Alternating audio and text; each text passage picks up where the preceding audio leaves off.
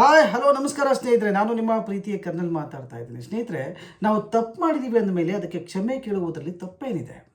ತಪ್ಪು ಮಾಡೋದನ್ನು ಮಾಡಿಬಿಡೋದು, ಅದಾದಮೇಲೆ ನಾನು ಆ ಅರ್ಥದಲ್ಲಿ ಹೇಳಿಲ್ಲ, ಈ ಅರ್ಥದಲ್ಲಿ ಹೇಳಿಲ್ಲ, ನಾನು ಹಾಗೆ ಹೇಳಿಲ್ಲ, ಹೀಗೆ ಹೇಳಿಲ್ಲ ಅಂತ ಏನೇನೋ ಸುಮ್ಮನೆ ಹೇಳ್ಕೊಂಡು ಇದ್ದುಬಿಡೋದು.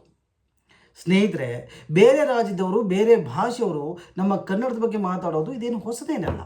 ಹಿಂದೆನೂ ಕೂಡ ಸುಮಾರು ಜನ ಮಾತಾಡಿದರು. ಅವ್ರು ಮಾತಾಡಿದಾಗಲೇ ನಮ್ಮ ಕರ್ನಾಟಕದ ಜನ ಅವ್ರ ಜೊತೆ ಹೋರಾಟ ಮಾಡಿದರು. ಈಗ ಕಮಲ್ ಹಾಸನ್ ಅವರ ಸರದಿ ಅಷ್ಟೇ. ನಿಜವಾಗ್ಲೂ ಕೆಲವೊಂದು ವಿಚಾರಗಳನ್ನು ನೋಡಿದಾಗ ಬೇಜಾರಾಗುತ್ತೆ. ನಾವೇ ಸರಿ ಇಲ್ವೇನೋ, ನಮ್ಮವರೇ ಸರಿ ಇಲ್ವೇನೋ ಅಂತ ಅನಿಸ್ಬಿಡುತ್ತೆ.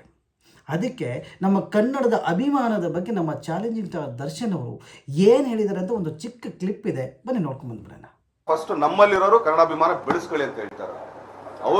ಅವ್ರಗಳಿಗೆ ಆಕ್ಚುಲಿ ತಮಿಳಾಗ್ಲಿ ತೆಲುಗು ಆಗ್ಲಿ ಅವ್ರಿಗಿರೋಷ್ಟು ಭಾಷಾಭಿಮಾನ ನಮ್ಮಲ್ಲಿ ಒಬ್ಬರಿಗೆ ಇಷ್ಟಿಲ್ಲ. ಅದು ನಾವು ಓಪನ್ ಆಗಿ ಹೇಳ್ತೀವಿ. ಯಾರಾನು ಒಬ್ಬ ತಮಿಳನ್ ಬಂದ್ರೆ ನಾವು ಆಕ್ಚುಲಿ ನಮ್ ಕೂತ್ಕೊಂಡು ತಮಿಳಲ್ಲಿ ಮಾತಾಡ್ತೀವಿ, ತೆಲುಗು ಅನ್ ಬಂದ್ರೆ ತೆಲುಗಲ್ಲಿ ಮಾತಾಡ್ತೀವಿ. ಅವ್ರು ಯಾರು ಕನ್ನಡದಲ್ಲಿ ಮಾತಾಡ್ತಾರೆ ಸರ್?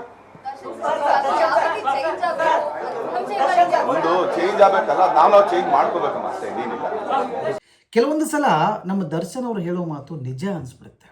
ಹೌದು, ಕನ್ನಡ ಅಭಿಮಾನವನ್ನು ಮೊದಲು ನಮ್ಮೊಳಗೆ ನಾವು ಬೆಳೆಸ್ಕೋಬೇಕು. ದರ್ಶನ್ ಅವರು ಈ ಮಾತನ್ನು ಯಾಕೆ ಹೇಳಿದ್ರು ಅನ್ನೋದಕ್ಕೆ ಕೆಲವೊಂದು ఎగ్జాంపుల్స్ಗಳಿದ್ದಾವೆ ನೋಡಿ. రియల్గా దేవుడు మీరు గాడ్ గాడ్ అని చెప్తున్నారు, నాకు అదే గుర్తొచ్చింది.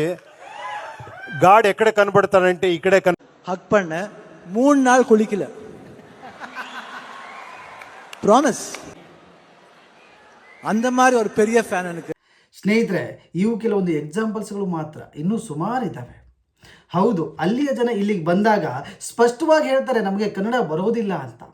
ಕೆಲವೊಂದು ಪ್ರಶ್ನೆಗಳನ್ನು ನಮ್ಮ ಕನ್ನಡದವರೇ ಅವರಿಗೆ ಟ್ರಾನ್ಸ್ಲೇಟ್ ಮಾಡಿ ಹೇಳುವಂಥ ಪರಿಸ್ಥಿತಿ. ಆದರೆ ನಮ್ಮವ್ರು ಹಾಗಲ್ಲ. ಅಲ್ಲಿಗೆ ಹೋದ್ಮೇಲೆ ಇವರಿಗೆ ಕಷ್ಟ ಆದರೂ ಪರವಾಗಿಲ್ಲ, ಅಲ್ಲಿಯ ಭಾಷೆಯನ್ನೇ ಇವರು ಮಾತಾಡಬೇಕು. ಎಷ್ಟು ವಿಚಿತ್ರ ನೋಡಿ. ಸ್ನೇಹಿತರೆ, ನಿಜವಾಗ್ಲೂ ಕನ್ನಡ ಅಭಿಮಾನವನ್ನು ಎಲ್ಲರಲ್ಲೂ ಬೆಳೆಸ್ಕೋಬೇಕು. ನಮ್ಮ ತಾಯಿ ನೋಡಿ, ಕನ್ನಡದ ಬಗ್ಗೆ ಯಾರಾದರೂ ಮಾತಾಡಿದಾಗ ಎಲ್ಲರೂ ವಾಯ್ಸ್ ರೈಸ್ ಮಾಡಬೇಕು, ಎಲ್ಲರೂ ಅದ್ರ ಬಗ್ಗೆ ಹೋರಾಟ ಮಾಡಬೇಕು ಅಂತ ಹೇಳ್ತಾ ಮತ್ತೆ ಸಿಗೋಣ ಇನ್ನೊಂದು ವಿಡಿಯೋದಲ್ಲಿ. ನಮಸ್ಕಾರ.